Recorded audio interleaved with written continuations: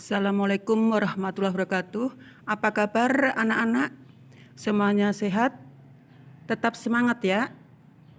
Dan jangan lupa tetap mengikuti protokol kesehatan. Pada pagi ini untuk bahasa Indonesia kelas 7 kita akan menelaah bahasa dalam teks laporan hasil observasi. Sampai berjumpa kembali dengan para guru pengampu kalian. Seperti biasanya kami bertiga bersama dengan Ibu R.E. Pujirahayu, dengan saya Ibu Titik dan Ibu Hajah Surandini Wahyu.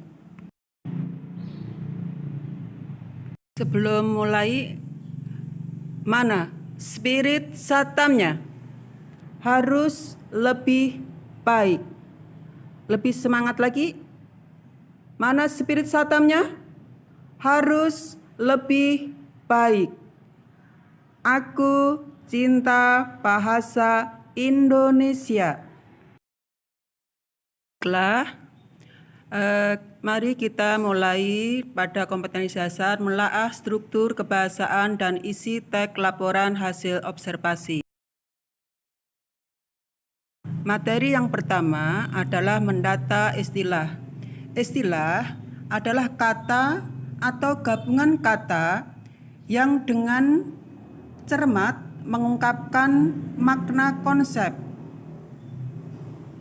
proses, keadaan, atau sifat yang khas dalam bidang tertentu. Contohnya istilah dalam bidang biologi. Ada istilah abiotik, amputasi, anatomi, dan sebagainya. Misalnya istilah pendidikan, ada evaluasi, ada buku rapot, sebagainya. Kemudian yang kedua, dari istilah tersebut pada teks halaman 125, 126 dan 132, istilah-istilah pada teks 1 tentang hutan bakau, di situ ada istilah ekosistem, habitat, abrasi, dan sebagainya. Pada teks 2 tentang museum, di situ ada istilah museum, geologi, andresit, granit, dan sebagainya. Pada teks 3 tentang manggis, di situ ada istilah tropika, gansinia, kemudian tanin, dan sebagainya. Tentang pola pengembangan urutan isi. Hal ini disesuaikan dengan apa yang akan kita sampaikan. Misalnya di situ dicontohkan tentang terumbu karang. Itu dengan definisi, kemudian habitat, kemudian jenis dari berbagai bentuk, dan perilaku atau cara gerak. Contohnya pada pola pengembangan, itu terumbu karang adalah sekumpulan, itu menggunakan kata adalah, berarti itu merupakan definisi. Pada paragraf kedua, itu dalam bentuk sederhananya, karang terdiri atas satu polip saja dan sebagainya, itu merupakan deskripsi bagian, yaitu jenis dari berbagai segi bentuk. Kita lanjutkan yang C, menelaah kepaduan paragraf. Paragraf yang padu adalah paragraf yang kalimat-kalimatnya saling berhubungan, baik makna maupun bentuknya. Pada paragraf ini dicontohkan, lebah memiliki ciri fisik secara khusus. Kalimat-kalimat berikutnya merupakan kalimat penjelas yang merupakan ciri khusus dari lebah. Nah, perhatikan pada baris terakhir. Di situ lebah memiliki berbagai manfaat. Itu manfaat yang dijelaskan, bukan ciri khusus. Supaya padu, kalimat terakhir dihilangkan. Dan yang D, kalimat efektif. Untuk kalimat efektif ini mengenai keparalelan, kemudian keborosan kata, kemudian kata baku tidak baku, dan penulisan kata atau kalimat, baik itu penggunaan huruf, tanda baca, penulisan kata, dan sebagainya. Dalam kalimat biasa diperhatikan dari penggunaan imbuhan yang sejajar dalam satu kalimat. Dicontohkan dalam kalimat tadi bahwa pembentukan, kemudian ada memanfaatkan. Imbuhan tersebut tidak paralel. Agar paralel, maka diubah menjadi pembentukan dan pemanfaatan. Prinsip kehematan dalam penggunaan kalimat. Kehematan adalah hemat menggunakan kata, frase, atau bentuk lain yang dianggap tidak perlu. Kehematan tidak berarti harus menghilangkan kata-kata yang dapat menambah kejelasan kalimat. Ada beberapa kriteria penghematan, yaitu menghilangkan pengulangan subjek. Misalnya, karena ia tidak diundang, dia tidak datang ke tempat itu. Itu tidak hemat. Tidak mengulang subjek, dia bisa diganti dengan kata ia, sehingga kalimatnya bisa hemat. Kemudian dengan cara menghindarkan pemakaian subordinat pada hiponim kata. Misalnya, ia pakai baju warna merah. Merah itu sudah warna, sehingga kata warna tidak diperlukan supaya hemat kata. Kemudian dengan cara menghilangkan atau menghindari kesinoniman dalam satu kalimat. Misalnya sejak dari pagi dia bermenung. Sejak dan dari itu tidak dapat digunakan bersama-sama, digunakan salah satu. Sejak pagi dia bermenung. Semua itu disebabkan karena kurangnya disiplin.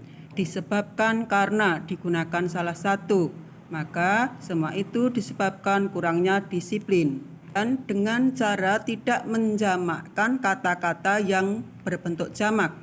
Misalnya, para tamu-tamu datang tepat waktu. Para itu banyak, tamu-tamu juga banyak, maka digunakan salah satu. Para tamu datang tepat waktu atau tamu-tamu datang tepat waktu. Nah, setelah tahu kalian kalimat efektif, kalimat yang tidak boros, kemudian tidak ada keparalelan, mari kita menyunting kalimat yang mengungkapkan klasifikasi. Berdasarkan bentuknya, maka terumbu karang dapat dikelompokkan menjadi dua. Kata maka dalam kalimat tersebut tidak tepat, karena itu bukan klasifikasi. Maka kata maka harus hilang. Manfaat daripada pasir putih untuk kehidupan sangatlah banyak. Penggunaan daripada di situ salah, karena daripada itu digunakan untuk perbandingan. Nah, mari kita menyunting yang berhubungan dengan kalimat boros. Selain kata para tadi ya, pemandangan itu sangat indah sekali, sangat dan sekali tidak bisa digunakan bersamaan karena mempunyai makna yang sama, maka digunakan salah satu. Pemandangan itu sangat indah atau pemandangan itu indah sekali. Pantai memiliki berbagai macam-macam manfaat baik secara ekologi dan ekonomi.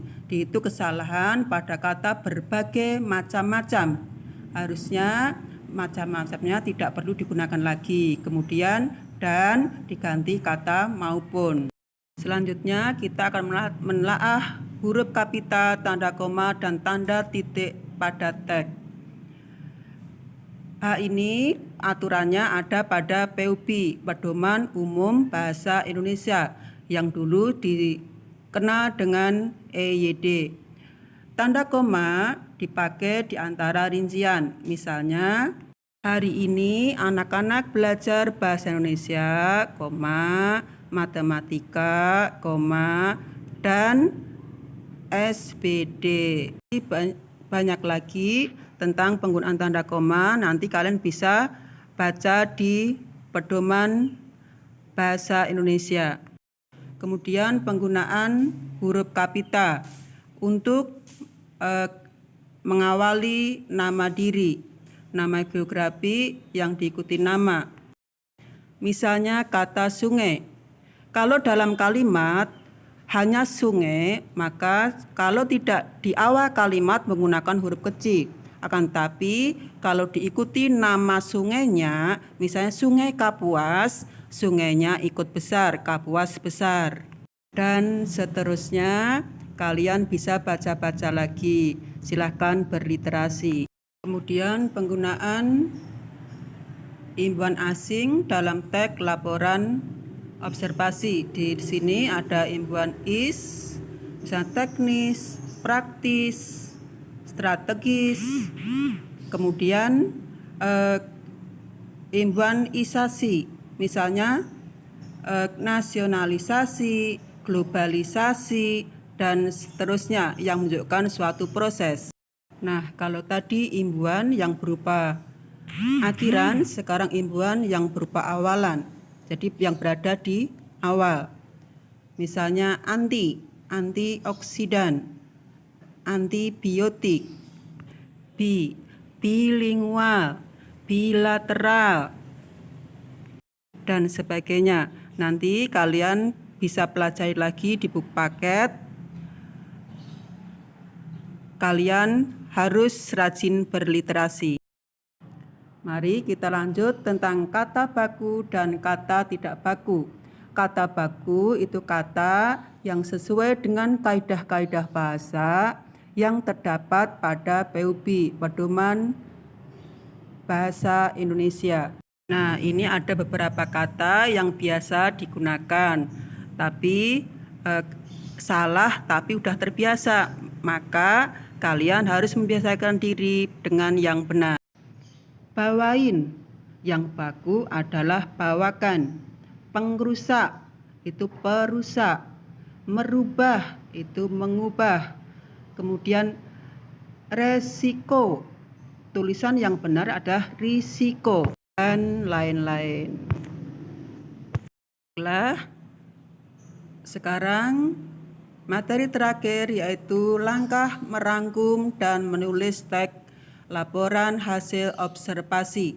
Bagaimana caranya? Langkah-langkahnya, perhatikan hal-hal berikut ini. Yang pertama, kalian menentukan topik yang akan ditulis. Kemudian kedua, menyusun kerangka laporan.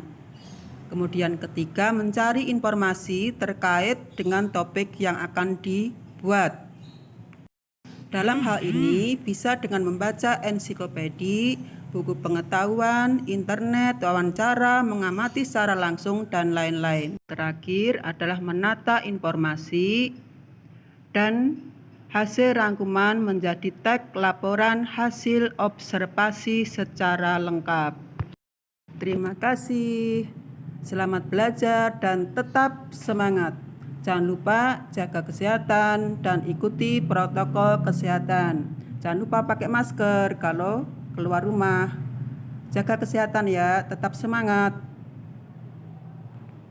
Hari ini kalian tidak ada tugas yang harus disetorkan. Kalian hanya menyimak dan mencatat sebagai catatan kalian.